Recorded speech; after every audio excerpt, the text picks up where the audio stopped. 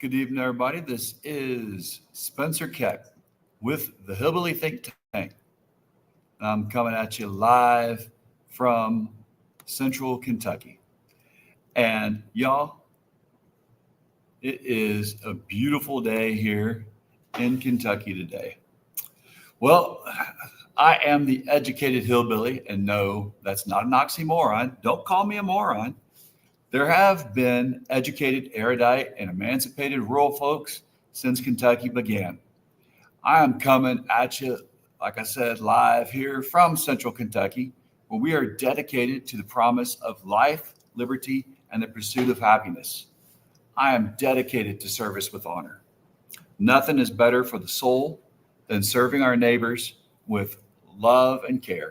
And today, I have the honor of once again talking to you about something that is going to help us and our local economy. So y'all, I am running for magistrate here in District 3 of Hardin County, and I am interested in doing anything we can to keep our rural economy going and to keep our rural county rural.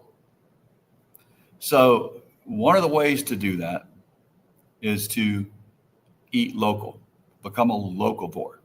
We'll talk about what that fully means here throughout this time today. But one of the biggest things it means is that it will be Hardin Countyans helping Hardin Countyans stay healthy and keep our economy inside the county. Buy local, eat local, do everything local. So, y'all, most of the food that we eat shipped at least 1,500 miles before it gets to our grocery stores. To keep our food from spoiling, it has to be sprayed and treated with all kinds of chemicals. We eat these chemicals when we eat food that has been shipped that far. And we are consuming massive amounts of petroleum when our food has to be shipped 1,500 miles or more before it gets to our house, before it gets to our table. If we only consume what is grown within 30 miles, we not only use much less petroleum before our food gets to our house, but we also avoid having our food treated with chemicals for shipment to us. Less fuel and chemicals means less need to go to war for petroleum. So for most of this week, I've been highlighting how regenerative farming is healthy for our soil, it's healthy for our water resources, and for our soul. Tonight, I'm going to talk about how Barbara Kingsolver, known for being one of the greatest authors to ever come out of rural Kentucky, has written extensively in her fiction about the modern world destroying our natural world in the name of progress and the hegemony of industrial agriculture. Now, she holds degrees in biology, ecology, and evolutionary biology at DePauw University and the University of Arizona. So she really knows what she's talking about. And her penchant for making scientific facts about diversity seem poetic and entertaining makes her a great author to read and reread books from. Now, Kingsolver put her money to her mouth and was moved herself and her whole family back to Appalachia. She and her family started a project in 2005 where they ate only what they could grow or what their neighbors could grow. They found that by the end of the year, their meals cost only 50 cents a person, and they consume no poisons. Wouldn't that be amazing? She says, come on, people. Doesn't anybody remember how to take a big old knife, whack open a pumpkin, and scrape out the seeds and bake it? We can carve a face onto it, but can't draw and quarter it. Are we not a nation known worldwide for our cultural zest for blowing up flesh on movie and video screens and or armed conflict? Aren't we in actual fact too squeamish to stab a large knife into a pumpkin? Wait till our enemies find out. That was from Barbara Kingsolver in Animal vegetable miracle, a year of food life. Well, let's just pause for a second here and look at what she's been doing in a year of food life. So, like I said, she and her family moved back to Appalachia after living for a bit in Arizona. You know, she grew up in rural Kentucky. Let's see what they've been doing in Appalachia.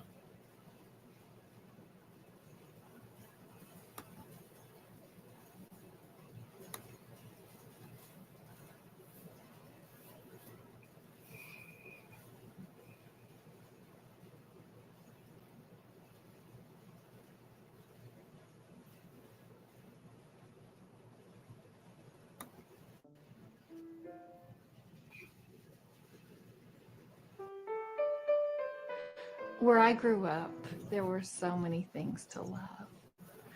The maple woods, the alfalfa fields behind our house, where the meadowlark sang every morning, the stories that came along with everybody and everything, the extraordinary ways that people take care of each other in a small town. And there were also things that broke my heart. A grade school that was falling down on our heads, a lottery of limited prospects that took down one classmate after another while we were trying to grow up, and a map of the world where hardworking farm families struggled just to survive, just a stone's throw from the bluegrass horse farms where horses lived like royalty. I write because of the things I loved and the things that broke my heart.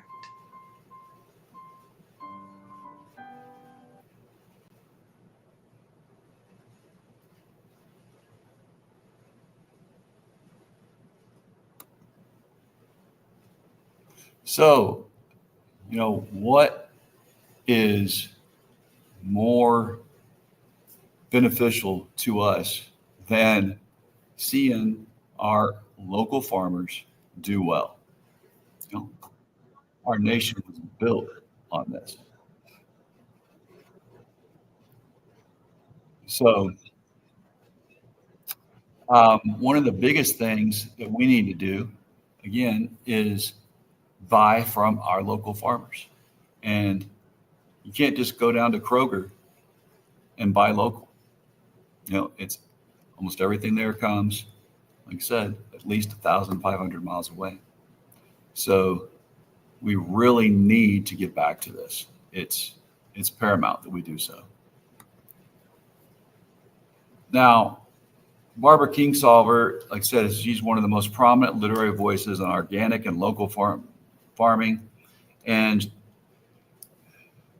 she spent that full year with her family, you know, her husband and daughter, living off what they grew or what their neighbors grew. So they were committed to becoming locavores, eating only locally grown food for a full year. They moved from Tucson to a family farm in Appalachia where they grew and raised their own food and supported local farmers. Now, for Kingsolver, this wasn't just a lifestyle quirk, but a political and environmental stance. On the industrial food system, she argues that as a nation, Americans are putting almost as much fossil fuel into their refrigerators as their cars. Imagine that. With the average item on an American plate, again, like we said, traveling that 1,500 miles just to get onto your plate. She points out that United States taxpayers subsidize tens of billions of dollars annually for commodity crops, mostly corn, wheat, and soybeans, which enters diets largely as processed food ingredients like high fructose corn syrup. And we know that high fructose corn syrup is a cancer causer. On the cost paradox, she finds it deeply ironic that fast food is considered cheap despite the fossil fuels and processing required, while simple, unprocessed organic produce is seen as elitist, even though the United States government urges people to eat more fruits and vegetables while offering virtually no assistance to fruit and vegetable growers. So her family's own experience surprised her.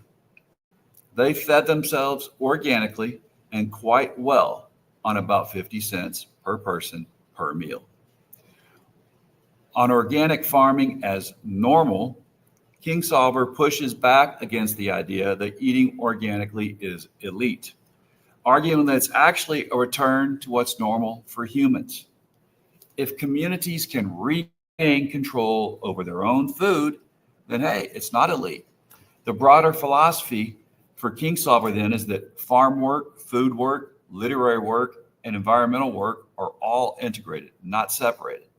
And we know that we heard that last night when I talked to you about Wendell Berry here in Henry County, Kentucky, saying exactly the same thing in his writing and in his training that they have up there at the Abbey or the nunnery that's right there in Henry County, where they have training for farmers, regenerative farmers. So just like him, all this she says she sees it as being one thing together, and it's all good for our health, our heart, our mind, our soul. So again, she sees organic, local farming not as a hobby for her, but as a form of ecological and civic responsibility. So critics have noted that her vision might feel inaccessible to urban or low-income readers. And so some people try to dispute her claims about organic foods' nutritional superiority. But right here, on the Hillbilly Think Tank, had stars on just a couple of nights ago. And, she talked to us about how right in Chicago, she rents where she lives, but she's part of a group, a nonprofit, where they got a lot in the South Side. And in that lot, right there in the South Side, crowded Chicago, they grow more than enough food for themselves and for their neighborhood. So it can be done, right? So I don't want to hear anybody saying that, only us rural folks can do it. Even urban folks can. And, in Elizabethtown, Radcliffe, if you live in town, you've got a lot, you've got a house, you got a backyard or a front yard or a side of the house, you can do it. If you live in an apartment, there are community gardens in our Hardin County neighborhoods. Find them out, search them out, become part of them. We can all do this. But again, her book still remains a touchstone in everything that it's showing us and educating us about what we need to do in this American food movement. So we're going to start a conversation here and keep it up. We need to once again, let's listen to a rural Kentucky voice of reason describe for us what it means for our collective soul as our national corporations and governments betray us. All right. So she said, if you're picturing Farmer Juan and his family gratefully wiping sweat from their brows when you buy that Ecuadorian banana, picture this instead. The CEO of Dole Inc. in his air-conditioned office in Westlake Village, California. He's worth $1.4 billion. Juan gets about $6 a day. Much money is made in global reshuffling of food, but the main beneficiaries are processors, brokers, shippers, supermarkets, and oil companies. And that came from a quote from Stephen L. Hopp, her husband. And that was from Animal, Vegetable, and Miracle, A Year in the Life of Food. So let's look again at a video of what they're doing in their rural Appalachian existence. They're proving that it can be done. You don't have to have a lot of land to do it. Here in Hardin County, of course, we're set right up because we can either buy stuff from local farmers and go to our farmers markets, keep these guys going, or we can do a combination. grow our own stuff and buy our local farmer stuff. So either way, it's a win-win for all of us. But it's a big loss for the corporations.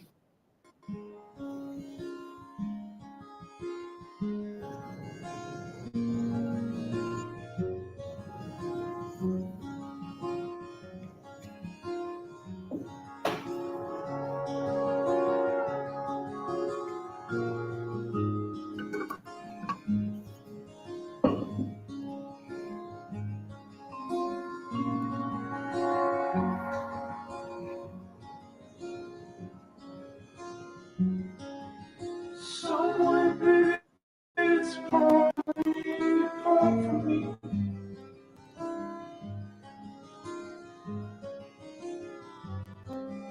You ain't waste the hollow.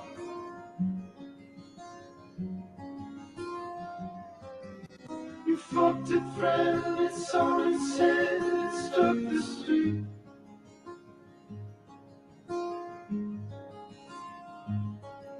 You're in Milwaukee off your feet. And once I knew I was not magnificent.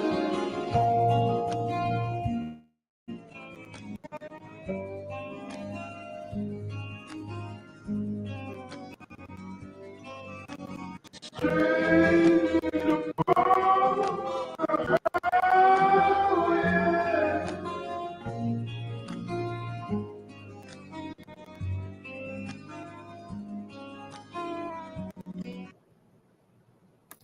So we've got to get back to, supporting our local farmers. Let's do it by supporting our farmers markets. Let's do it by buying local, becoming locavores. That is absolutely, the healthiest way to get into health, to bring back our own sense of having clean food and making sure that we're not pushing ourselves into the cancer trap. But in addition to that, we buy local, we eat local, we grow local, our own food, or we buy it from farmers, right next door to us. We know where we're getting our food. We know what it costs to make it, to produce it. And man, we're cutting down on the consumption of petroleum. We're not seeing everything, coming to us, traveling thousands of miles. Sometimes it's only 1,500. But if you're buying something from Ecuador, from Argentina, you're seeing the consumption of lots of petroleum. And that's what we're fighting for right now. I don't want to see any more lives lost for that. So besides using a vehicle that is battery powered, I'm going to become a locavore this year. This is going to be my current, fight back against corporations. I got off the tit of Jeff Bezos all through February. Now I'm going to get off the tit of industrial agriculture and support Hardin County agriculture only. Anything that I can buy at a farmer's market or buy locally off local farms, that's what I'll eat. That's what I'll live off of. Hey, Coffee Cats, thanks for tuning in. Coffee Cats said hi to us earlier and now saying, hey, there's a lot of options for container gardens too. Thank you. You can grow a lot on a balcony or under a grow light. Ah, right. I almost forgot about those grow lights. You can use those inside your house, inside your apartment. Yeah, a lot can be done there. When I lived in Montana, I had a friend who inside his trailer, he had tomato plants. He'd move them outside in the summer, inside during the winter. So we had tomatoes year round. Yeah, you can do all kinds of things that way. Absolutely right. Can't forget that. So let's not support industrial agriculture anymore, but let's support our local farmers and ourselves, right? So we don't need to help that $1.4 billion paycheck go to the CEO of Dole anymore. I don't need to. Now it's going to be tough for me, but I'm going to dedicate myself to this. I can do it. I've been thinking about this for a while, planning it for a while, but I have to get to it, and I'm going to. So it's going to be time for me to looking into canning my own food, right? So again, before that, Hillbilly Highway took Kentuckians out of Kentucky, and we went to get survival jobs elsewhere. Well, all of Kentucky, we lived and thrived off our own industrious, thrifty nature together as a community. We didn't need to ask. We could drink our own natural springs because we knew from our own natural springs we get clean water. We would never poison it, but we've been poisoning it now for so long. We've got to get away from it. And the way to do that is by regenerative farming, growing our own stuff, and listening to our own economy, listening to our land talk to us. So I challenge us all to do that. It's now, it's starting to be, it's growing time, it's growing season. So we could all do it together. I would love to see it at our local farmers markets because we've got some great ones here in Hardin County. I like to go to that one when you go, all the way down Mulberry and through downtown Elizabethtown, drive through it, head on out to that farmers market, and you will be surprised. You can get some great produce from local farmers from this whole region, and you can buy all kinds of local produce, plus you can buy animals raised organically in the area. Get healthy meat that way. If you can't grow your own meat, grow your own chickens, grow your own turkeys, grow your own goats, whatever. That's a way to get it. I plan on buying a steer on the hoof from Vincent Thompson in Hardin County. He's also running for Senate, you guys. So be sure and look him up and vote for him.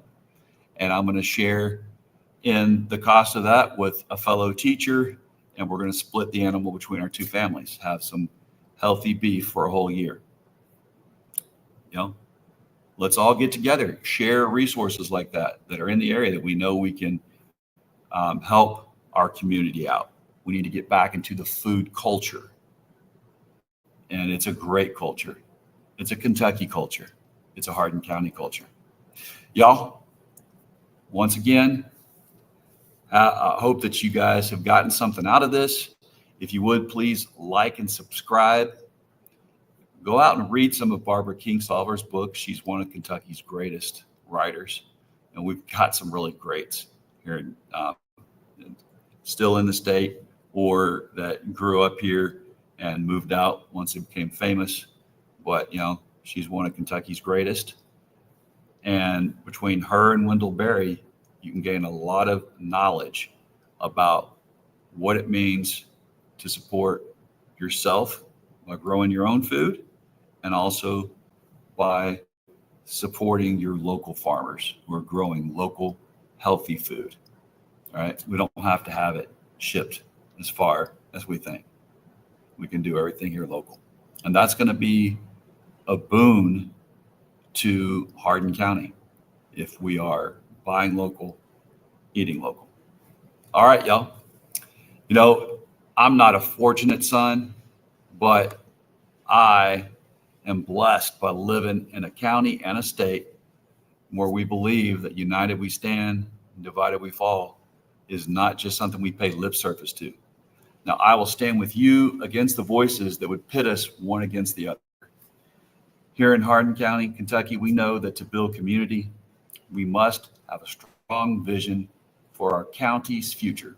Strong counties make a strong state, and I'm going to keep on fighting for regular folks of Hardin County that work hard, pay their taxes, love their family, and love their neighbors as themselves. You know, those well-adjusted adult things that our papaws and mammas taught our parents, and they passed on those values to us, unlike the Epstein class. Please, again, like and subscribe to the channel. Vote for me for Hardin County Magistrate, District 3. Find your local farmers markets, your local farmers. And let's live this life of united we stand, divided we fall. We are our brother's keeper and our sister's keeper. We love our neighbors as ourselves. Bless our corazón. Remember everyone deployed overseas. Have a great evening. Buy local.